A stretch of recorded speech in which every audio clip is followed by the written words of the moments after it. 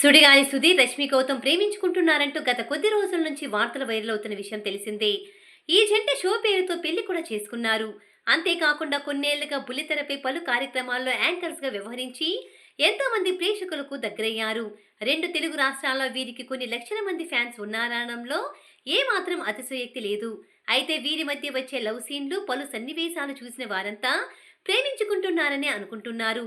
ఇన్నాళ్ళు అవుతున్నప్పటికీ వీరి ప్రేమకు సంబంధించిన ఏదో ఒక వార్త వస్తూనే ఉంది. సుధీర్, రష్మి స్పందించి క్లారిటీ ఇచ్చినప్పటికీ వార్తలు చెప్పుకోవటం లేదు.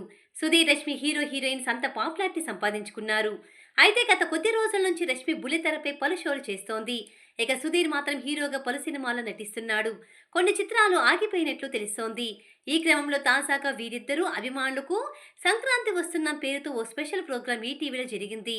అయితే ఇందులో సుధీర్, రష్మి జంటగా మరోసారి కనిపించారు. అంతేకాకుండా నాగ చైతన్య నటిస్తున్న తండేల్ భుజతల్లి సాంగ్ కి డాన్స్ చేశారు. ప్రస్తుతం ఇందుకు సంబంధించిన వీడియో విడుదల కావడంతో అది చూసిన వారంతా వీరి ప్రేమ కన్ఫామ్ అని అంటున్నారు. ఈ షో ద్వారా హింట్ ఇచ్చారని అంతా చర్చించుకుంటున్నారు. త్వరలో పెళ్లి కూడా చేసుకోబోతున్నారని సమాచారం తెలుస్తోంది.